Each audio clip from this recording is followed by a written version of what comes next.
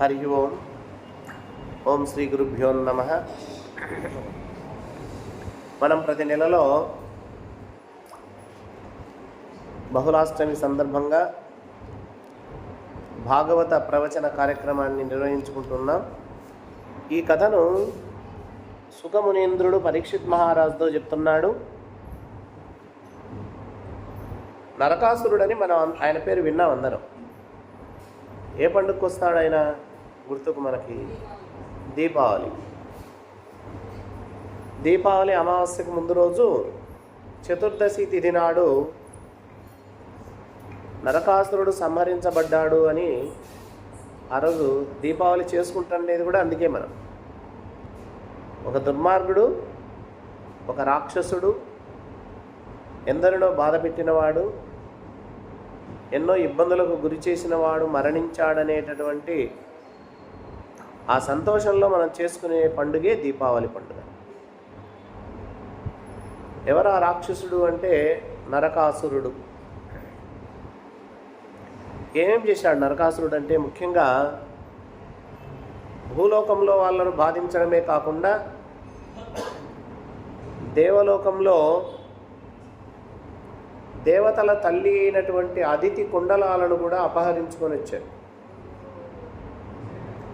దేవలోకంలో ఉన్నటువంటి వరుణదేవుని ఛత్రాన్ని కూడా అపహరించుకొచ్చాడు. అలా దేవతల మణిపర్వతాన్ని కూడా అపహరించాడు.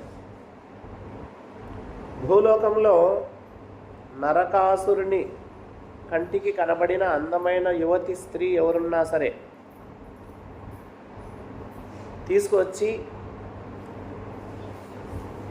బలవంతంగా ఆమెను లొంగ తీసుకొని, లేకపోతే అత్యాచారం చేసినా సరే బంధించినటువంటి దుర్మార్గుడు నరకాసురుడు. భూలోక వాసులే కాదు, దేవలోకంలో ఉన్న దేవతలు అందరూ శ్రీకృష్ణుడి దగ్గరికి వచ్చి మొరపెట్టుకున్నారు వాళ్ళ కష్టాన్ని గురించి. స్వామి, నరకాసురుని బారి నుండి మమ్మల్ని రక్షించండి, అతడు చేస్తున్నటువంటి దుర్మార్గాలకు అంతమే లేకుండా పోతున్నది అని అందరూ వేడుకుంటే, అప్పుడు శ్రీహరి అన్నాడు, సరే నేను నరకాసుర సంహారానికి వస్తాను, ఎవరేం బెంగ పెట్టుకోనక్కర్లేదు, ఆ నరకాసురుని యొక్క కష్టాల నుండి మిమ్మల్ని అందరినీ గట్టెక్కిస్తానని మాట ఇచ్చాడు. అది సత్యభామ వినింది, వాళ్ళందరితో మాట ఇచ్చే మాట. సత్యభామ విని కృష్ణుని దగ్గరకు వచ్చిందట. వచ్చి అంటుంది, మహాత్మా ప్రభు, యుద్ధరంగంలోనూ విజృంభించి యుద్ధం చేస్తూ రాక్షసులనందరినీ చీల్చి చెండాడుతుంటే నీ శక్తిని, నీ పరాక్రమాన్ని, నీ శౌర్యాన్ని, నీ యుద్ధంలో ప్రావీణ్యాన్ని నేను చూడాలని నాకు చాలా ఆశగా ఉంది. కాబట్టి ప్రాణనాథ, నా మాట మన్నించు, నన్ను కూడా దయతో నీ వెంట తీసుకువెళ్ళి యుద్ధరంగానికి నేను కన్లారా నీ ప్రతాపాన్ని చూసి వచ్చి ఇక్కడ రాణులకందరికీ తెలియజేస్తాను అని సత్యభామ అడిగిందట శ్రీకృష్ణ పరమాత్మ. అంటే అప్పుడు అంటున్నాడు కృష్ణ పరమాత్మ, సత్య, సమద పుష్పంధయ జుంకారములు కావు, భీషణ కుంభీంద్ర బృంహితములు, వాయు నిర్గత పద్మ వనరే నువ్వులు కావు, తురగ రింకాముకోద్ధూతరజములు, ఆకీర్ణ జలతరంగాసారములు కావు, శత్రుధనుర్ముక్త సాయకములు, కలహంస సారసకాసారములు కావు, ధనుజేంద్ర సైన్య కదంబకములు, కమల కహ్లార కుసుమ సంఘములు కావు, చెటుల రిపుషూల ఖడ్గాది సాధనములు, కన్య నీవేడ రణరంగ గమన మేడ ఒత్తు, వేగమ నిలువుము వలదు వలదు. ఓ సత్య, అబలమైన నీవెక్కడా? ఆ రణరంగం యుద్ధభూమి ఎక్కడ? ఏమైనా యుద్ధరంగంలో మదించినటువంటి తుమ్మెదలు జుంకారాలు చేస్తుంటాయి అనుకుంటున్నావేమో. కాదు కాదు సుమా, ఏనుగుల భయంకరమైన ఘీంకారావములు యుద్ధరంగంలో వినపడతాయి. ఏదో తామర కొల నుండి వచ్చేటటువంటి మంచి సువాసనలేమో అనుకుంటున్నావేమో. కాదు కాదు, గుర్రపు గిట్టల చివరల నుండి లేచినటువంటి దుమ్ము ధూళి కణాలుంటాయి యుద్ధరంగంలో. ఇక్కడ కొలనులుంటే ఆ కొలనులో నీటి కెరటాలు వస్తుంటాయి, చిన్న చిన్న అలలు. ఆ అలలు వచ్చినప్పుడు ఆ చిన్న చుక్కలు మన మీద పడితే హాయిగా ఉంటుంది, చల్లనీళ్ళు అన్నట్టు. అలా అనుకుంటున్నావేమో. కాదు, శత్రువుల ధనస్సుల నుండి వెలువడినటువంటి బాణ పరంపరలు వస్తాయి. ఇక రాక్షస సైన్య సమూహాలు చాలా భయంకరంగా కూడా ఉంటాయి. ఆ శత్రువుల యొక్క శూలాలు, ఆ శత్రువులు ఉపయోగించే ఖడ్గాలు, ఆ ఆయుధాలు, ఇవన్నీ చూసి తట్టుకోలేవు సత్య. నువ్వు యుద్ధరంగానికి రావద్దు, నేను ఒక్కడనే వెళ్తాను, త్వరగా ఆ కార్యక్రమం ముగించుకొని తిరిగి వస్తాను, నీ వద్దు రావద్దు అని శ్రీకృష్ణుడు వారించాడట సత్యభామను. అప్పుడు ఇంకా దగ్గరికి వచ్చింది సత్యభామ. ఎందుకంటే సత్యభామకి యుద్ధానికి వెళ్ళాలనే కోరిక ఉంది. ఆమెకు కూడా యుద్ధం చేసేటటువంటి శక్తి సామర్థ్యాలు ఉన్నాయి. సత్యభామ వచ్చి అంటుందట, ఓ మహాత్మా, నీ ఉండగా నీ బాహుబలం నాకు అండగా ఉంటే ఏ రాక్షస సమూహాలు నన్నేం చేస్తాయి? నాకేమవుతుంది? నేను భయపడ్డం లేదు. నీతో తప్పనిసరిగా యుద్ధరంగానికి నేను వస్తాను అని చేతులు జోడించి నమస్కారం చేసింది.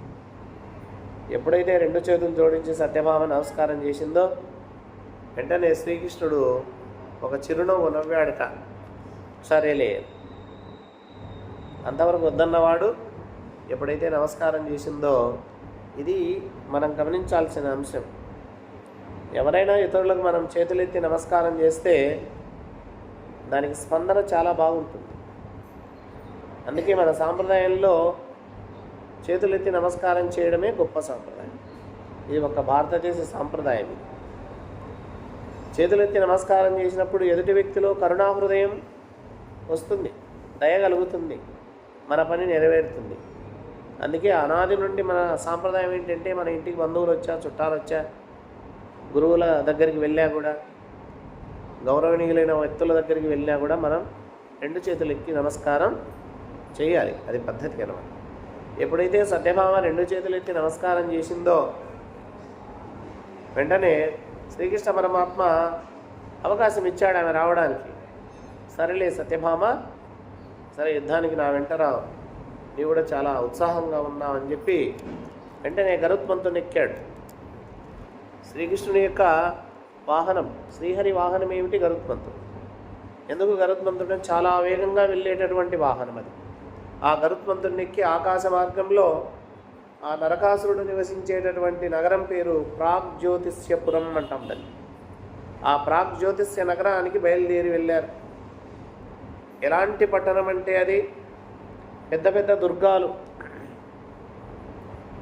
దుర్గాలలో కూడా పంచరకములైన దుర్గములు అవి. శస్త్రదుర్గములు, పర్వత దుర్గములు, వాయుదుర్గములు, జలదుర్గములు, అగ్నిదుర్గములు. అంటే ఆ రోజుల్లో రాజులు రక్షణగా కోటను అలా నిర్మించుకునేవాళ్ళు. మొట్టమొదటిది పర్వత దుర్గాలు.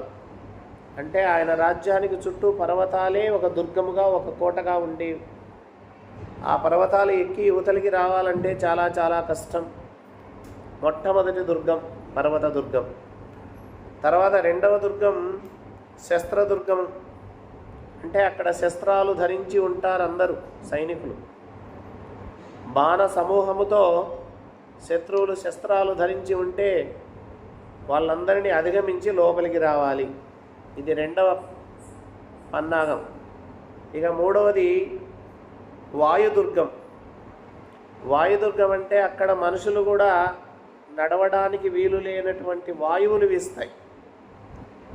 మరి వాళ్ళు ఏర్పాటు చేసుకున్నటువంటి ఆ ఏర్పాట్లవి. అలాంటి వాయుదుర్గాన్ని దాటి రావాలి. తర్వాత జలదుర్గం. జలదుర్గం అంటే మొత్తం నీళ్ళు ఉంటాయి చుట్టూ, కోట చుట్టూ. ఆ జలదుర్గాలు ఇప్పటికి కూడా చాలా చోట్ల మనం గమనిస్తూ ఉన్నాం.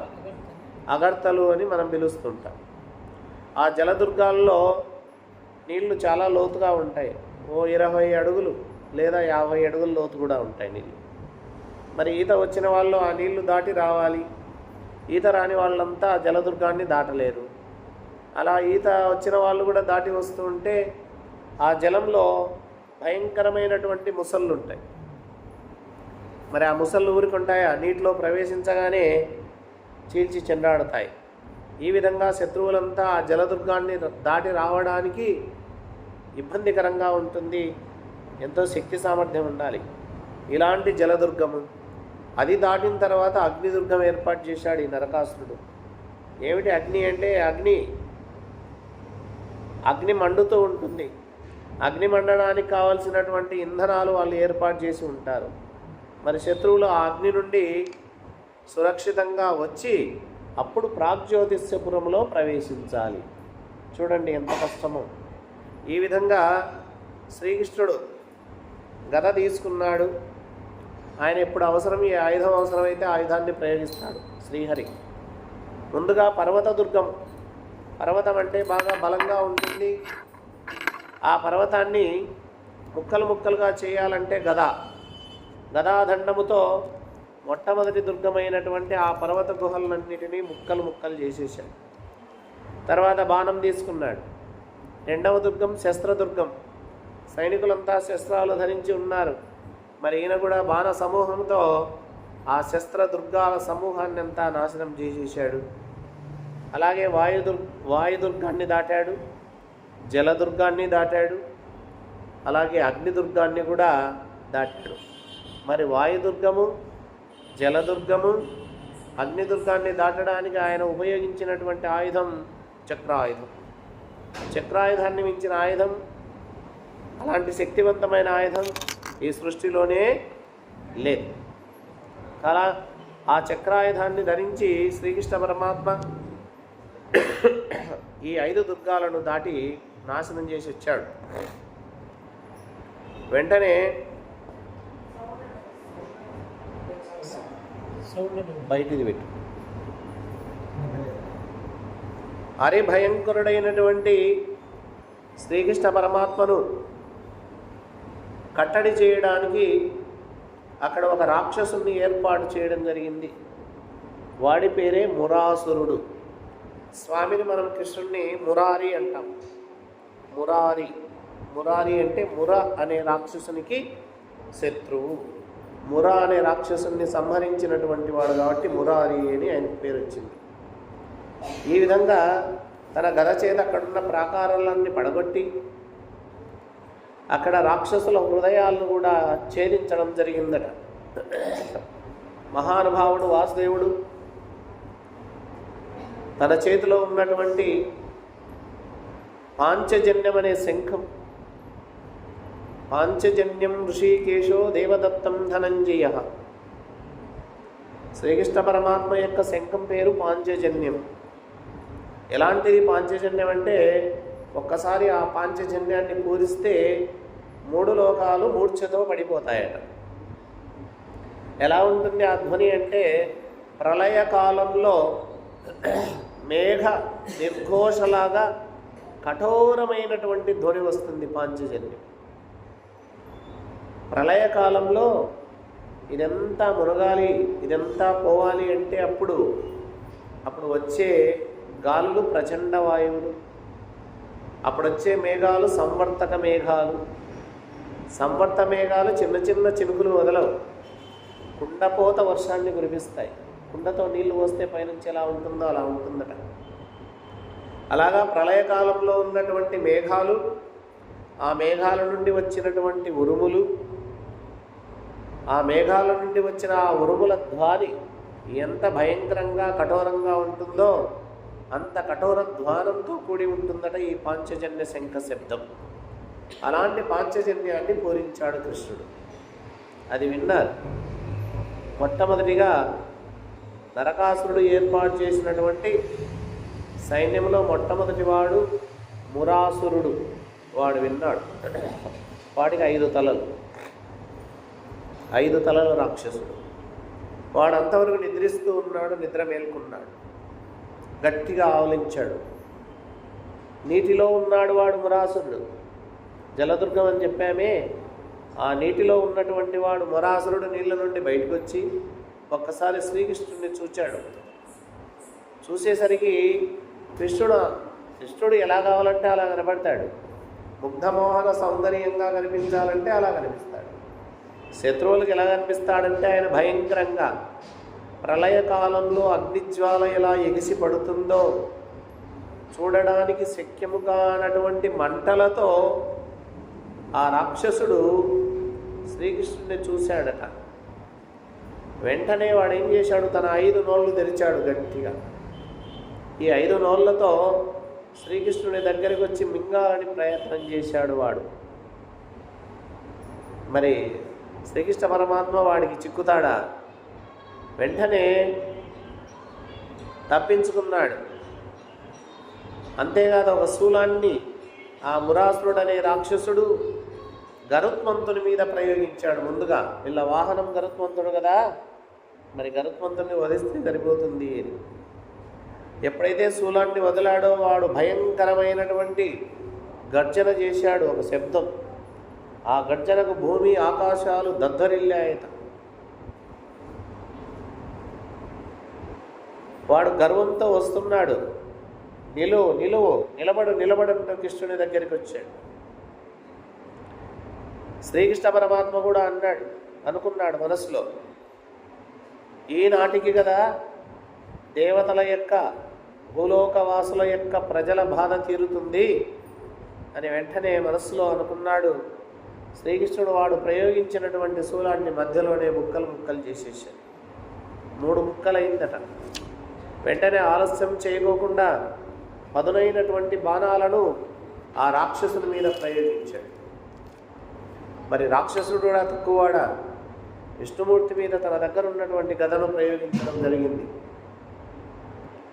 ఆ శ్రీకృష్ణుడు ఆ గదను తన గదతో 1000 ముక్కలు చేసేశాడు.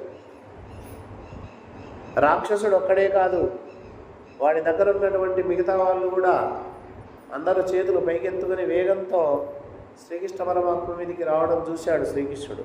ఓహో, వీళ్ళంతా వచ్చారు సమూహంగా అని చెప్పి వెంటనే తన చేతిలో ఉన్నటువంటి చక్రాయుధాన్ని ప్రయోగించడం జరిగింది.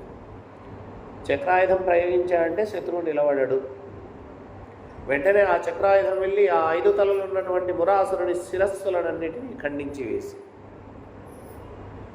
దేవేంద్రుడు వజ్రాయుధం ఉపయోగిస్తే పెద్ద పెద్ద పర్వతాలు ఎలా నేల కూలిపోతాయో అలాగా శ్రీకృష్ణ పరమాత్మ యొక్క చక్రాయుధం ఆ మురాసురుని శిరస్సులన్నింటినీ తెంచివేసేసరికి ఆ తెగిన తలలు వాడి మొండెము ఆ నీళ్ళల్లోనే పడిపోయింది.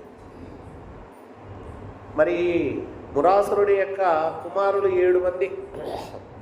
వాళ్ళకు తెలిసింది వార్త, మా నాన్న మరణించాడట. ఒక వ్యక్తి చేతిలో మా నాన్న మరణించాడు అని తెలిసి వారు కూడా కోపం చేత ఉద్రిక్తులై 7 మంది కొడుకులు వచ్చారు. శ్రీకృష్ణుడిని సంహరించడానికి యుద్ధానికి బయలుదేరి వచ్చారు.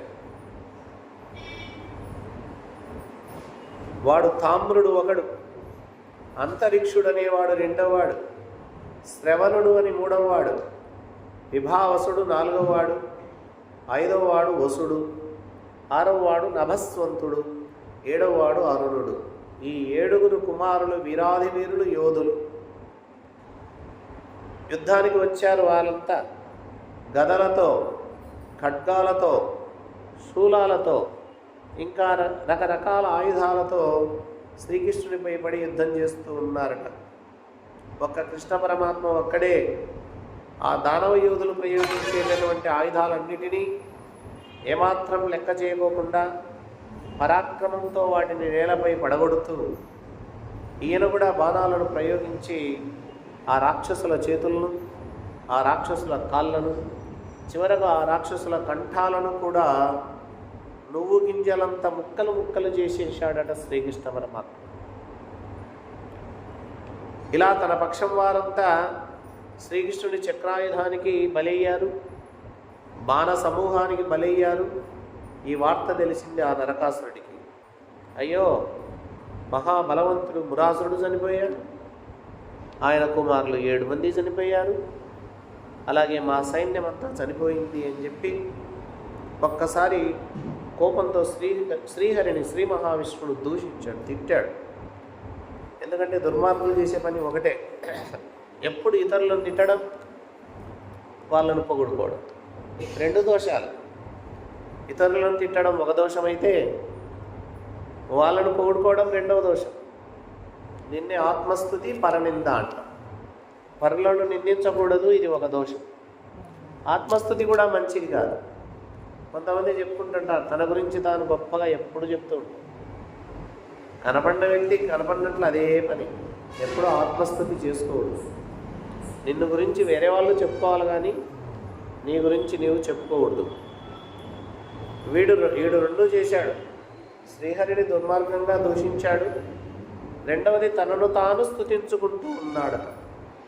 వెంటనే యుద్ధానికి బయలుదేరాలనుకున్నాడు. రకరకాల ఆభరణాలు ధరించి, చూడండి ఎంత అహంకారము. యుద్ధానికి వెళ్ళేటప్పుడు ఆభరణాలు ఎందుకు?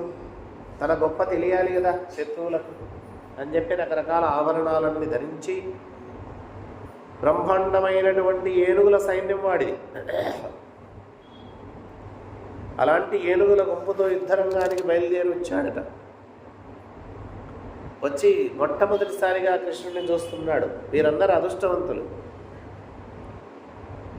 శత్రుభావంతోనో మిత్రభావంతోనో ఏదో ఒక భావంతో శ్రీకృష్ణుని దర్శించిన వారు ఆనాడు ద్వారకావాసులంతా, అలాగే ఆయన శత్రువులంతా చాలా అదృష్టవంతులు అని చెప్పవచ్చు. శ్రీకృష్ణుడు ఎలా ఉన్నాడు? నీలవర్ణముతో శోభిస్తూ రణకోవిదుడైనటువంటి శ్రీకృష్ణ పరమాత్మను నరకాసురుడు చూసి, అంతేకాదు గరుత్మంతుని మూపు మీద సత్యభామతో ఆశీనుడై ఉన్నాడు. సత్యభామ ఎలా ఉందట? చంద్రబింబముపై మెరుపు తీగతో కూడిన మేఘంలా ప్రకాశిస్తున్నాడు పరమాత్మ. అంతేకాదు వీపున తూపుల పొది దాల్చాడు. ఆ గోపాలకృష్ణుడు ఈ నరకాసురుడు చూసేసరికి సత్యభామకు ఏవో యుద్ధ గురించి, యుద్ధ రహస్యాల గురించి తెలియజేస్తూ ఉన్నాడు. ఆ సమయంలో వచ్చాడు నరకాసురుడు. వెంటనే యుద్ధానికి సిద్ధమయ్యాడు. ఎప్పుడైతే శ్రీకృష్ణుడు సత్యభామకు యుద్ధ రహస్యాలు చెప్పాడో అప్పుడు కూడా సత్యభామలో ఒక ఉద్రేకం వచ్చింది. నేను కూడా యుద్ధం చేయాలనేటటువంటి సంకల్పం ఆమె కలిగింది. ఆ సంకల్పం కలగడం ఆలస్యం లేదు. వెంటనే సత్యభామ శ్రీకృష్ణుడికి చెప్పుకోకుండా తొందరగా ముందుకెళ్ళిపోతుంది. ఎవరితో యుద్ధం చేయడానికి? నరకాసురుడితో యుద్ధం చేయడం. ఏం చేసిందట ఆయమ్మ? వేనింజొల్లెము వెట్టి సంఘటిత నీవీ బంధయై భూషణ శ్రేణిందాల్చి ముఖేందు మండల మరీచి జాలముల్ పర్వగా పయ్యద చక్కగా తురిమి సుంభద్వీర సంరంభయై ఏ నీలోచన లేచి నిలిచి తన ప్రాణేశాగ్రభాగంబునన్. ఒడివడిగా వాలు జడ ముడేసుకుందట. జడలు ముడివేస్తారు, ఎందుకంటే యుద్ధం చేసేటప్పుడు అడ్డం రాకూడదు. చీర ముడి బిగించింది, ఆభరణాలన్నీ సరిచేసుకుంది, బయటను సవరించుకున్నది. ఈ విధంగా యుద్ధానికి సన్నద్ధురాలై ఆ నరకాసురుడి ముందు నిబ్బరంగా నిలిచిందట ఈ సత్యభామ. చూశాడు రాక్షసుడు. ఏమిటి, నేను యుద్ధం చేయాల్సింది ఈ స్త్రీతోనా అనుకున్నాడు వాడు. మాధవుడు ఏమనుకుంటున్నాడు? యుద్ధరంగంలో రాక్షసుల యొక్క గర్వాన్ని అణిచివేయడానికి నా భార్యామణి సత్యభామ సిద్ధమైందే అని మాధవుడు సరసంగా సంభాషిస్తున్నాడట. ధైర్యం చెప్పాలి కదా. యుద్ధం చేయాలనుకున్న ఆ భార్యకు ధైర్యం చెప్పాల్సిన బాధ్యత శ్రీకృష్ణుడిదే. ఆమె పిరికి కాకూడదు, ధైర్యాన్ని నూరిపోయాలి. ఏమంటున్నాడు? లేమా దనుజుల గెలువగలేమా నీవేల కడగి లేచితివిటురా లేమానుమానమేమిన్ లేమా విల్లందుకొనుము లీలం కేలం. ఓ భామ, ఈ రాక్షసులను మనం గెలవలేమా? ఎందుకు నీ యుద్ధానికి సిద్ధపడ్డావు? ఇలారా, నీ యుద్ధ ప్రయత్నం మానుకో. ఒకవేళ నేను మానుకోను, నేను యుద్ధం చేస్తానండి మనసులో బలంగా ఉంటే ఇదిగో ఈ విల్లు అందుకో అని విల్లు ఇచ్చాడు. నేను చేస్తాలే యుద్ధం, నువ్వుగా చూస్తూ ఉండు అన్నాడు ముందుగా. కాదు, నేనే యుద్ధం చేయాలని నీకు మనస్సులో ఉబలాటం ఉంటే చేయి యుద్ధం, ఇదిగో విల్లు తీసుకో అని విల్లు అందించాడు సత్యభావం.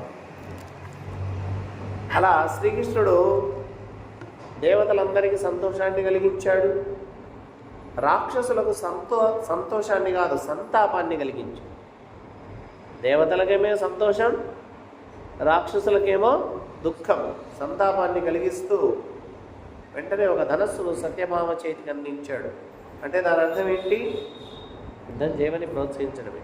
కృష్ణుడు కూడా తెలుసు సత్యభామ అందరిలాగా కాదు, పురుషులతో సమానంగా యుద్ధం చేసేటటువంటి శక్తి కలిగినటువంటి క్షత్రియ వనిత. అలా కృష్ణ భగవానుడు ఇచ్చినటువంటి ధనస్సు అందుకున్నది ఆ సత్యభామ. ఎప్పుడైతే శ్రీకృష్ణుడి చేతిలో ఉన్న ఆ ధనస్సును చేతికి అందుకుందో ఆమెకు ఎక్కడ లేని శక్తి వచ్చింది. అందరూ ఏమనుకుంటారు, ఏదో సామాన్యమైన విల్లు అందించాడు అనుకుంటారు. కాదు కాదు, విల్లుతో పాటు అద్భుతమైన శక్తిని కూడా ఇచ్చాడు కృష్ణుడు. ఆ విధంగా శక్తి వచ్చేసరికి ఆమెలో గొప్ప తేజస్సు ప్రకాశించి ఉన్నట్టుండి ఉత్సాహం ఉరకలేస్తుంది. మహాప్రతాపము ఆమెకు తోస్తున్నది. వీరులు చూడలేనటువంటి శక్తి సామర్థ్యాలతో విలసిల్లిందట ఆనాడు సత్యభామ. ఎలా చేసిందట? ధనుష్టంకారం తీసుకున్నటువంటి ఆ ధనస్సు యొక్క టంకారం ఇలా ధనుష్టంకారం చేస్తే అది లాగి వదిలితే ఆ రాక్షస వీరుల యొక్క భార్యల కంఠాలలో మంగళసూత్రాలు తెగేటట్లు నారి బిగించి ధనుష్టంకారం చేసిందట సత్యభామ. అంతేకాదు, శత్రువుల ఏనుగులు ఆ నారి బిగించి ఆ టంకారం చేసేసరికి ఏనుగులు ఆ శబ్దానికి భయపడి కొన్ని మూర్ఛ పొందాయట. ఎలా యుద్ధం చేస్తుంది? చాలా చక్కగా పొదన గారు పద్యం చెప్తారు.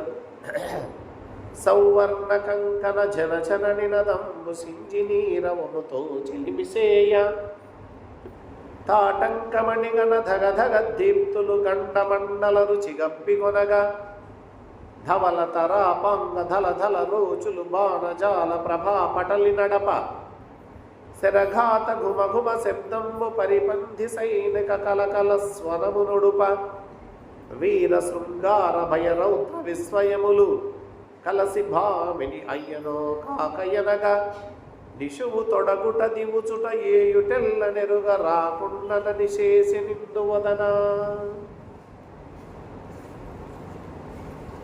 ఆమె చేతికి ధరించినటువంటి బంగారు కంకణాలు ఝన ఝన ధ్వనులు వస్తున్నాయట.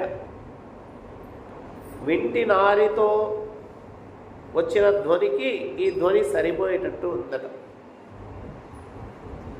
ఆమె చెవిలో కమ్మలు పెట్టుకుంది. ఆ కమ్మలకు మణులు పొదిగించారట. ఆ మణులు దగదగ కాంతులను ఇస్తున్నాయట. ఈ చెవి కమ్మలకు పొదిగిన మనుల కాంతులు ఆమె చెక్కిళ్లపై పడి శత్రువులకు చూడడానికి చాలా మిరుమిట్లు కలిపేటట్టు కాంతినిస్తున్నాయట. ఆ కాంతులు చాలా అందంగా క్రీగంటి చూపులు చూసిందట అమ్మవారు. అంటే అలా ఓర చూపు చూడడం, అలా చూపులు చూస్తూ యుద్ధం చేస్తూ ఉందట. బాణాలు ప్రయోగిస్తూ ఉంటే బ్రహ్మాండమైనటువంటి శబ్దం శత్రు సైన్యాలలో కలకల ధ్వనులను రేపెట్టిందట. వీరరసం, శృంగారరసం, భయరసం, రౌద్రరసం, విస్మయరసం, ఈ భావాలన్నీ కలిగే విధంగా సత్యభామ బాణాన్ని తొడగడం, అలాగే లాగడం, అలాగే ప్రయోగించడం, ఎవరు గుర్తించలేనంత వేగంగా బాణాలను వదులుతూ ఉందట సత్యభామ. అంటే బాణాలు కంటికి కనబడలేదట శత్రువులకు. సత్యభామ ప్రయోగించే బాణాలు ఎప్పుడు తీసుకుందో, బాణం ఎప్పుడు లాగిందో, ఎప్పుడు వదిలిందో అర్థం కాని విధంగా యుద్ధం చేసిందట ఆమె. యుద్ధం చేస్తూ చేస్తూ ఆమెలో ఉన్నటువంటి కోపం పొంగింది, కోపరసం ఎక్కువైంది. వెంటనే ఆమె కనుబొమలు ముడివేసింది, కనులు ఎర్ర చేసింది, వాడి అయినటువంటి బాణాలను ప్రయోగిస్తూ శత్రువును నొప్పిస్తూ ఉందట. నరకాసురుడే భయపడ్డాట. ఏమిటి, ఒక స్త్రీ, ఒక అబలను కూడా నేను జయించలేని స్థితికి దిగజారిపోతున్నానే, ఆమె ఉపయోగిస్తున్నటువంటి బాణాలు నన్ను నొప్పిస్తున్నాయని జంకాడట నరకాసురుడు. ఇక కృష్ణుడు చూస్తూ ఉన్నాడు ఇదంతా. నరకాసురుడికేమో భయం వేస్తుంది, శ్రీకృష్ణుడు చూస్తూ మందహాసం చేస్తూ ఆయనేమో చిరునవ్వులు నవ్వుతున్నాడట. సరసపు చూపులు చూస్తూ శ్రీకృష్ణుడిని మెప్పిస్తుంది, శ్రీకృష్ణుడు నవ్వుతూ ప్రోత్సహిస్తూ ఉన్నాడట. ఈ విధంగా సత్యభామ ఎడమ పాదాన్ని ముందుకు పెట్టి కుడికాలు వంచి యుద్ధం చేస్తూ ఉందట. శత్రువులను, ఆ శత్రు పరంపరలను సంహరిస్తూ శోభాయమానంగా యుద్ధరంగంలో ఒక ధనస్సులాగా తిరుగుతూ ఉందట. యుద్ధరంగం అంతా ఒక్కటి. ఆ చూసేటటువంటి, ఆమె చేసేటటువంటి యుద్ధం చూసే వాళ్ళకి ఎంత అందంగా ఉందంటే శ్రీకృష్ణుడే ఆశ్చర్యపోయాడు. భర్త శ్రీకృష్ణుడే సత్యభామ యుద్ధాన్ని చూసి ఆశ్చర్యపోయాడట.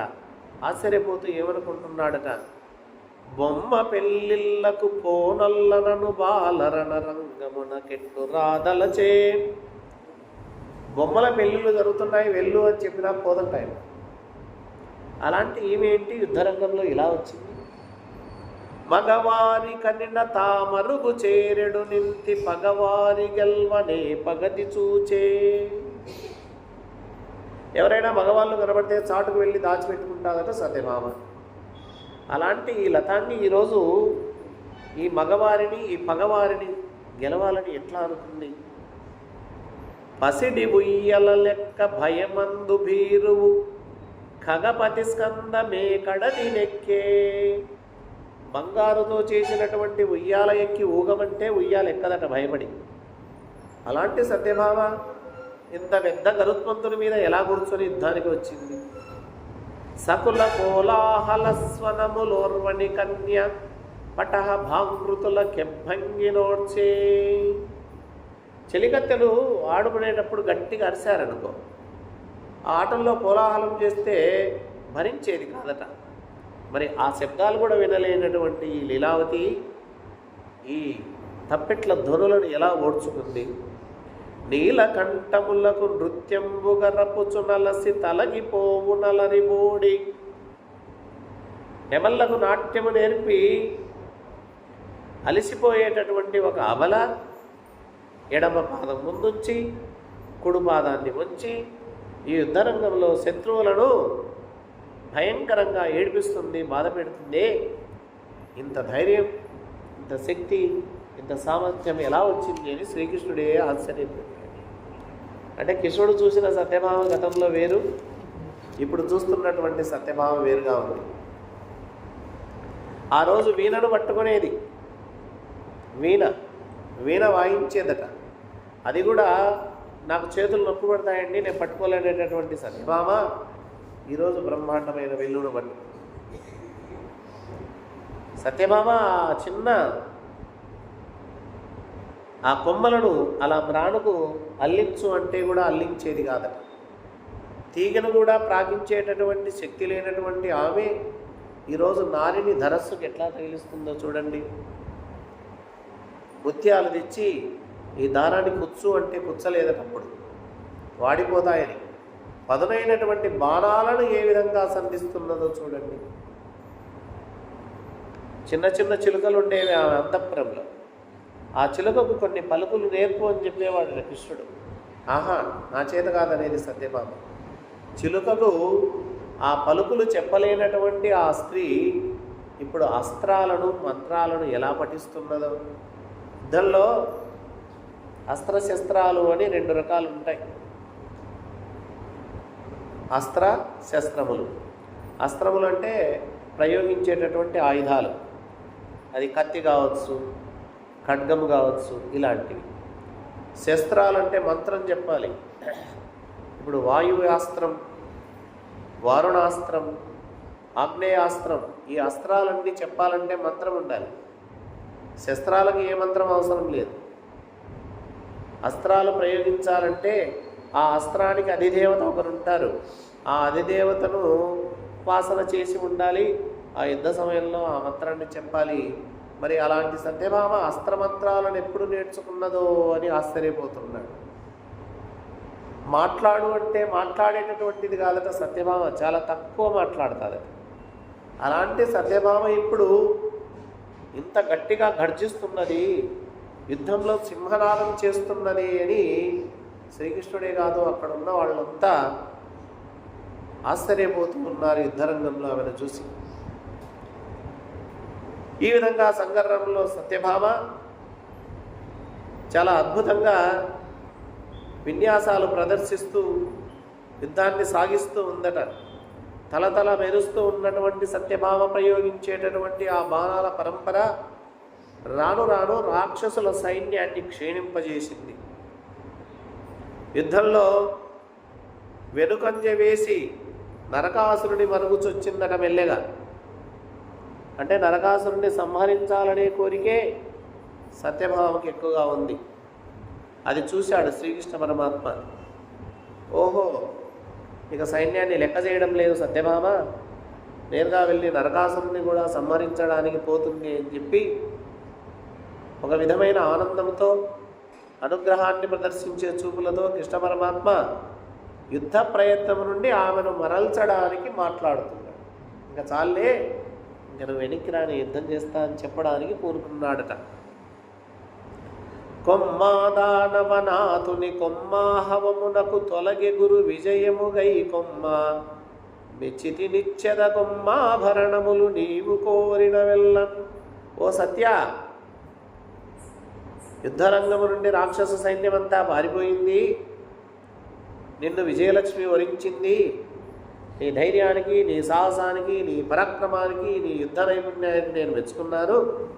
నీవు ఎన్ని ఆభరణాలు కోరుకుంటావో అన్ని ఆభరణాలు ఇస్తాను అని చెప్పి సముచిత సల్లాపాలతో పొగిడి ఆమె చేతి నుండి ధనస్సును తిరిగి తీసుకున్నాడు. ఇంతసేపు యుద్ధం చేయించాడు, ధనస్సు ఇచ్చాడు, ఆ ధనస్సుతో పాటు శక్తినిచ్చాడు. ఆ యుద్ధం చేసింది, ఆ యుద్ధాన్ని చూచాడు శ్రీకృష్ణుడు. ఇప్పుడు ఆ ధనస్సును తిరిగి తీసుకున్నాడు. అప్పుడు నరకాసురుడు కృష్ణుడితో అంటున్నాడట, ఏమంటున్నాడట, మగువ మగవారి ముందర మగతనములు సూప రణము మానుట నీకున్, మగతనము కాదు ధనుజులు మగువల దశ జనరు మగలము గలగుట హరి. ఓ కృష్ణ, మగవాణ్ణి పెట్టుకొని ఒక స్త్రీ పౌరుషం ప్రదర్శన చేస్తుంటే, యుద్ధం చేస్తుంటే యుద్ధం మానుకొని మౌనంగా కూర్చున్నావా నీవు? ఇది నీ గొప్పతనమా? మనం కూడా అంటున్నాం, ఏమరా మొగళ్ళం పెట్టుకొని ఆడోళ్ళంతా పని చేపిస్తున్నారు. అది సహజమే లోకంలో. మొగళ్ళను వెనకలేసి ఆడేళ్ళ ముందు మాట్లాడతారు. ఇది లోకంలో జరుగుతుంది. అదే ఇక్కడ జరిగింది. పురుషసింహం లాంటి శ్రీకృష్ణ పరమాత్మ ముందుండగా సత్యభామ ముందడుగేసి ఆ నరకాసురుడితో యుద్ధం చేస్తుంది అంటే నరకాసురుడికి కూడా ఇదేం గొప్పతనమయ్యా, నిన్ను పెట్టుకొని నీ భార్య యుద్ధానికి వస్తుంటే నువ్వేం చేస్తున్నావు? రాక్షస వీరులు, వీరాధి వీరులు మా వాళ్ళు, ఆడవాళ్లతో పోరాడడానికి ఆరాటపడడం లేదు. మా వాళ్ళు యుద్ధంలో నైపుణ్యం ఎందుకు ప్రదర్శించలేదంటే ఎదురుకున్నది ఒక స్త్రీ కదా అనే ఉద్దేశంతో చేయలేదు అంటున్నారు. అప్పుడు అది విని అంటున్నాడు, ఓ నరకాసుర, తొందరపడద్దు. నా చేతిలో ధనస్సు చూసావా? నా చేతిలో ఇప్పుడున్న ధనస్సు నుండి వెలువడే బాణ పరంపరతో భయంకరమైనటువంటి విధంగా నిన్ను చీల్చి చెండాడుతాను.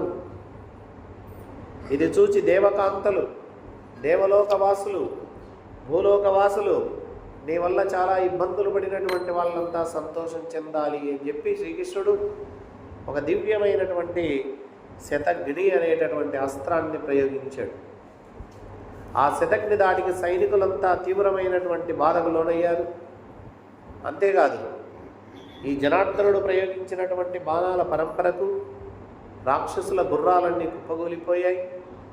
అలాగే మదించినటువంటి గజాలు నేలగరిచాయి. చక్రాయుధాన్ని ప్రయోగించాడు కృష్ణుడు యుద్ధంలో. ఆ చక్రాయుధ విజృంభణకి రాక్షసుల సైనికుల కాళ్ళు దిగిన కొందరు, చేతులు దిగి కొందరు, శిరస్సులు దిగి కొందరు, పరిగెత్తే వాళ్ళు కొందరు, ప్రాణాలు వదిలిన వాళ్ళు కొందరు. ఈ విధంగా యుద్ధరంగం అంతా భయంకరమై హాహాహారాలు చేస్తూ పారిపోతుందట. కొంతమంది ధైర్యం చేశారు శత్రువీరులు, శ్రీకృష్ణుని ఎదిరించాలనుకున్నారు. వారు కూడా శ్రీకృష్ణుని మీద శస్త్రాస్త్రాలు ప్రయోగించారట. అయితే వాటన్నిటినీ ఈ మురారి, ఈ శ్రీకృష్ణ పరమాత్మ ఖండించి కథన రంగంలో విజృంభిస్తున్నాడట.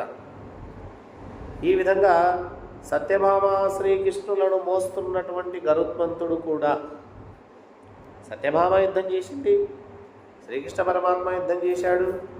వీళ్ళను మోసినటువంటి వాహనం ఉందే శ్రీహరి వాహనం గరుత్మంతుడు కూడా ఊరకండలేదట. అది కూడా యుద్ధం చేసింది ఆ గరుత్మంతుడు కూడా.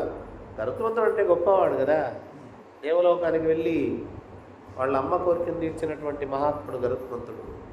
ఆ గరుత్మంతుడు కర్రకైనటువంటి గోళ్లతో, వాడి అయినటువంటి ముక్కుతో, ఆ రెక్కల దెబ్బలతో శత్రు సైన్యంలో ఉన్నటువంటి ఏనుగుల గుంపులను చీల్చి పడేస్తుందట.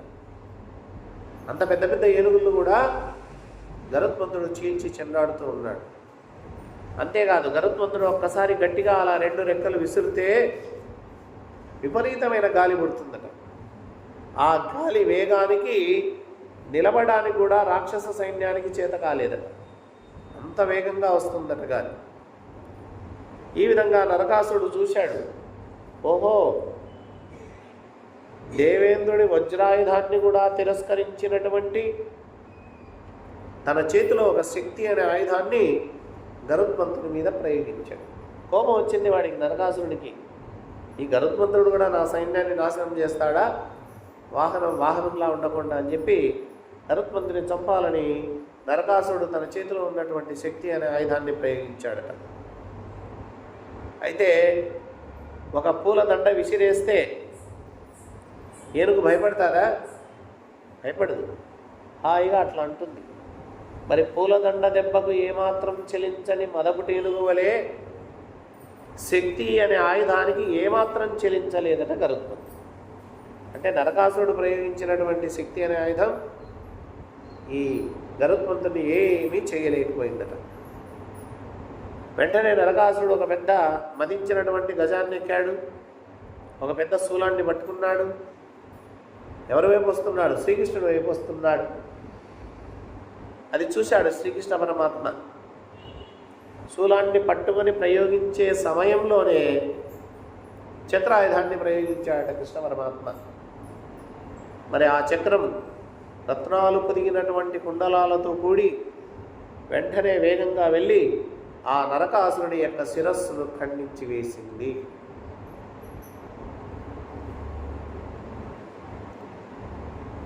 నరకాసురుడు బాధపడ్డాడు చనిపోయేటప్పుడు. అమ్మా, వరాహ అవతారంలో నేను విష్ణుమూర్తి ఇల్లాలని చాటి చెప్పావే, నిన్ను చూచైనా నాపై దయచేయకుండా ఈ శ్రీకృష్ణుడు ఈరోజు తన చక్రాయుధాన్ని ప్రయోగించి నా తలను తుంచాడని చెప్పి తల్లి అయినటువంటి భూదేవిని అధిక్షేపిస్తున్నట్లుగా నరకాసురుడు బాధపడుతూ దుఃఖపడుతూ యుద్ధరంగంలో నేల మీద కూలిపోయాడట. పైనుంచి ఆకాశంలో దేవతలు చూస్తున్నారు, మునీంద్రులు చూస్తున్నారు, మహర్షులు చూస్తున్నారు, సిద్ధులు చూస్తున్నారు, చానురులు చూస్తున్నారు. వాళ్ళెవరికి కనపడరు.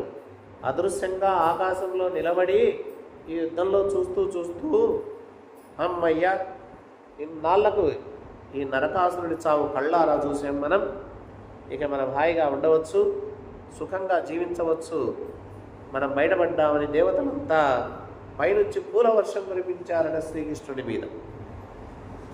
ఎప్పుడైనా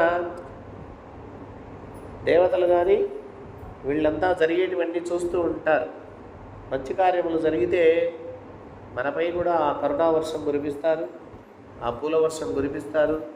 అలాగే కృష్ణ పరమాత్మ మహానుభావుడు శ్రీహరి విష్ణువు కదా, విష్ణువు యొక్క అవతారమే కదా కృష్ణుడు. కాబట్టి దేవతలంతా మునీందులంతా ఆయన అక్కడి నుంచే స్తోత్రం చేశారట. వెంటనే భూదేవి శ్రీకృష్ణ పరమాత్మ దగ్గరకు వచ్చి రత్నాలు పొదిగిన బంగారు కుండలాలను, వైజయంతి అనే ఒక వనమాలను, పురుడదేవుడిచ్చినటువంటి ఒక గొడుగును, ఒక గొప్ప రత్నాన్ని సమర్పించి నమస్కరించిందట. ఎవరు? భూదేవి. నమస్కరించి అంటుందట, ఓ పరమేశ్వర, ఓ అనంత లీలా విలాస, ఓ మహానుభావ, సాటి లేనివాడ, ఓ సమస్త భూత స్వరూప, నీవు పద్మనాభుడవు, నీవే పద్మనేత్రుడవు, పద్మమాలా విభూషితుడవు, అనంత శక్తిమంతుడవు, వసుదేవుని కుమారుడవు. భక్తులు ఏ రూపం కోరితే ఆ రూపాన్ని ధరించగలిగినటువంటి వాడు. ఆది పురుష, ఓ దేవాదిదేవా, ఈ సమస్త జగత్తుకు కారణం నీవేనయ్యా. పరిపూర్ణమైనటువంటి విజ్ఞానవంతుడవు నీవు పరమాత్మవు. నీకు పుట్టుకే లేదు అంటే పుట్టుక లేనివాడవు నీవు. బ్రహ్మదేవుడు అంటే సమస్త లోకాలను సృష్టించే బ్రహ్మదేవుని పుట్టుకకు కూడా కారణం నీవేనయ్యా అని అలాంటి పరమాత్మను స్తుతిస్తూ నమస్కారం చేస్తూ ఉందట. అంతేకాదు, ఓ దేవా, ఈ ప్రపంచాన్ని సృష్టించడానికి నీవు రజోగుణాన్ని, రక్షించడానికి సత్వగుణాన్ని, నాశనం చేయడానికి తమోగుణాన్ని ధరిస్తున్నావు. నీవు త్రికాలమూర్తివి, నీవే కాలకాలుడవు, ప్రధానమైన వ్యక్తివి నీవు. నేను అంటే భూమాత, భూదేవి పంచభూతాల్లో ఒకటి. నేను, నీరు, అగ్ని, వాయువు, ఆకాశం, ఈ 5 పంచభూతాలు, వీటికి ఉన్నటువంటి శబ్దము, స్పర్శము, రసము, రూపము, గంధము, ఈ 5 శబ్దస్పర్శ రూప రసగంధాదులు, అలాగే ఇంద్రియాలు, అలాగే దేవతలు, అలాగే మనస్సు, అలాగే మహత్తత్వం, ఈ సమస్త ప్రపంచమంతా నీ యందే పుడుతుంది, నీ యందే లయిస్తుంది. ఓ భక్తమందారా, దీనరక్షణ, దయతో ఒక్కసారి నా వైపు చూడవయ్యా అన్నది కృష్ణుణ్ణి. ఎవరు? భూమాత. చూశాడు. చూసేసరికి ఈ భూదేవి చేతిలో ఒక చిన్న పిల్లవాడు ఉన్నాడట. స్వామి, ఈ బాలుడు ఎవరో కాదు, నరకాసురుడి యొక్క కుమారుడు. నిన్ను చూసి భయపడుతున్నాడయ్యా. నరకాసురుడు మరణించాడు. ఈ బాలునికి వేరే దిక్కు ఎవరు లేరు, నీవే పరమ దిక్కు. ఆర్తితో, బాధతో, దుఃఖంతో, దిగులుతో ఉన్నాడయ్యా. ఏ ఆశ్రయం లేదిక్క. తండ్రిలాగా వీడు పరాక్రమవంతుడు కాదు, తండ్రిలాగా వీడు దుర్మార్గుడు కాదు, వీడు నీ పాదాలను ఆశ్రయిస్తున్నాడు అని చెప్పిందట అమ్మవారు భూదేవి. ఈ విధంగా భూదేవి భక్తితో ఆ శ్రీహరిని ప్రార్థిస్తూ, ఆ స్వామికి నమస్కరిస్తూ, ఆయన్ను పూజిస్తూ ఆ పిల్లవాడిని, భక్తవత్సలుడైనటువంటి ఆ నరకాసురుని కుమారుణ్ణి, ఆయన పేరు భగదత్తుడు అంట. ఆ నరకాసురుడి కుమారుడైనటువంటి ఆ బాలుడు భగదత్తుణ్ణి ఆయన పాదాల దగ్గర ఉంచిందట, కృష్ణ పరమాత్మ పాదాల దగ్గర. వెంటనే చిరునవ్వు నవ్వాడు, మందహాసం చేశాడు కృష్ణ పరమాత్మ. అభయహస్తాన్ని అందించాడు. ఏం భయం లేదు, ఇతనికి అభయం ఇచ్చాను, సర్వ సంపదలను ప్రసాదిస్తున్నాను. తర్వాత వెంటనే నరకాసురుడి సౌధంలోకి ప్రవేశించాడు.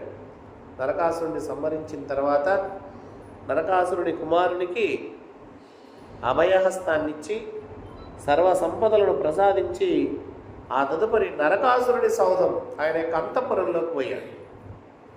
ఎందుకు పోయాడు అక్కడికి అంటే, నరకాసురుడు దౌర్జన్యము చేత, దుర్మార్గము చేత 16,000 కన్యలను తీసుకొచ్చాడు. 16,000 మంది. చాలామంది నరకాసురుని కూడా పొగిడే వాళ్ళు ఉండొచ్చు లోకంలో. తప్పు.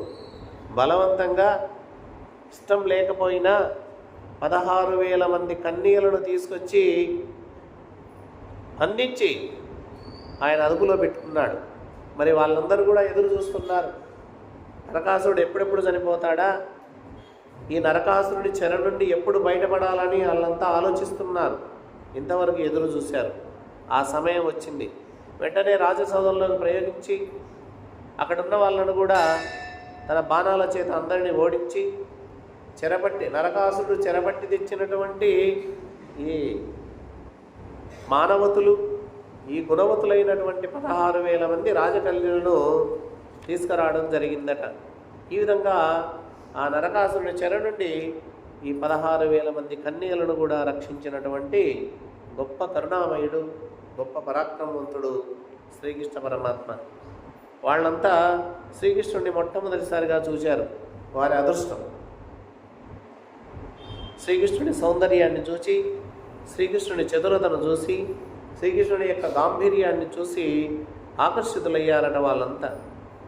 వాళ్ళల్లో ఉన్న ధైర్యం అంతా అప్పటికే కోల్పోయి ఉంది. సిగ్గుతో తల వంచుకొని ఉన్నారు. వాళ్ళ హృదయాలన్నీ సంచలించి ఉన్నాయి. భయంతో భయపడిపోతున్నారు, వణికిపోతున్నారు. అయితే వాళ్ళంతా ఒక కోరారట, స్వామి, నరకాసురుడి చెరలో ఇన్నాళ్ళు ఉన్నాము, ఇక మమ్మల్ని ఎవరు వివాహం ఆడరు, మమ్మల్ని ఎవరు చేపట్టరు, మా గతి ఏంటి అంటే శ్రీకృష్ణ పరమాత్మ అన్నాడట. సరే మరి ఏం చేయమంటావు అన్నాడు కృష్ణుడు 16,000 మందితో. లేదు, మిమ్మల్నే మేము నాతునిగా ఎంచుకుంటున్నాం, మీ రక్షణలోనే మేము జీవిస్తాం, మీరు ఎలా చెప్తే అలా నడుచుకుంటాం, మీరంటే మాకు చాలా భక్తి, మీరంటే మాకు విశ్వాసం, మాకు మీరు తప్ప వేరే వాళ్ళు వద్దు, మీతో పాటే వస్తామని చెప్పారట 16,000. మరి వాళ్ళ కోరిక కూడా తీర్చాలి కదా.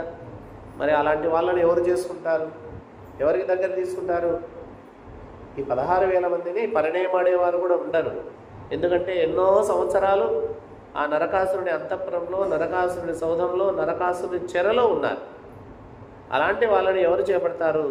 అలాంటి వాళ్ళకు సైతం కూడా వాళ్ళు కోరిన కోరిక తీర్చినటువంటి మహాత్ముడు శ్రీకృష్ణ పరమాత్మ ఈ 16,000 మంది ఈ కన్యలందరినీ కూడా ద్వారకా నగరానికి తీసుకొచ్చి వారికి ప్రత్యేకంగా ఒక్కొక్కరికి ఒక సౌధాన్ని ఏర్పాటు చేసి వాళ్ళకు కావాల్సినటువంటి సపర్యలన్నీ చేసి వాళ్ళకు కావాల్సినటువంటి చెలికత్తలు నియమించి వాళ్ళకి ఏ లోటు లేకుండా కాపాడినటువంటి మహాత్ముడు శ్రీకృష్ణ పరమాత్మ.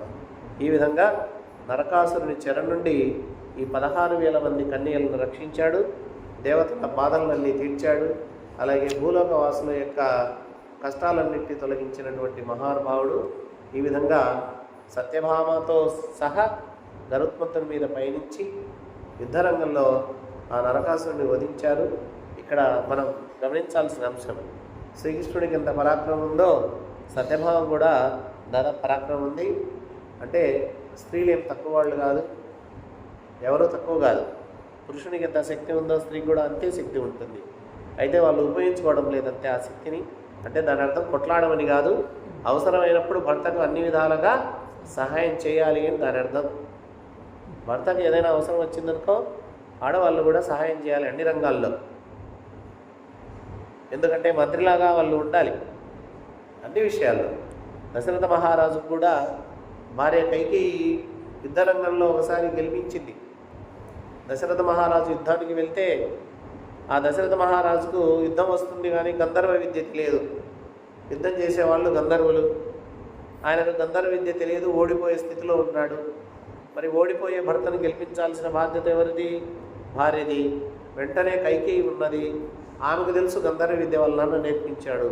వెంటనే స్వామి మీరు అనుమతిస్తే నేను యుద్ధం చేస్తాను. ఆశ్చర్యపోయాడు దశరథుడు. ఈ గంధర్వులతో నేనే యుద్ధం చేయలేకపోతున్నాను, నువ్వు చేస్తావా అన్నాడు. నాకు తెలుసు, ఆ గంధర్వ విద్య తెలుసు, ఆ విద్యతో వీళ్ళని జయిస్తా అని చెప్పి అప్పుడు యుద్ధం చేసి కైకేయి ఆ గంధర్వులను ఓడించి దశరథుడిని మెప్పించి అప్పుడు దశరథుడు ఆనందపడి నీకు 2 వరాలు ఇస్తాను కోరుకున్నాడు. మీ ద్వారా హాయిగా ఉన్నాను, నాకు ఇప్పుడెందుకు స్వామి కోరికలు, నాకు అవసరం వచ్చినప్పుడు కోరుకుంటలే అన్నది. సరే అన్నాడు. అవసరం వచ్చినప్పుడు ఆమె కోరుకుంది. ఆ కథ తర్వాత మళ్ళీ చెప్పుకోవచ్చు మనం. ఈ విధంగా నరకాసుర వధతో ఈరోజు కార్యక్రమం ముగిద్దాము. మళ్ళీ వచ్చే నెలలో కలుసుకుందాం. వసుదేవసుతం దేవం కంసచానూరమర్దనం దేవకీ పరమానందం కృష్ణం వందే జగద్గురుం.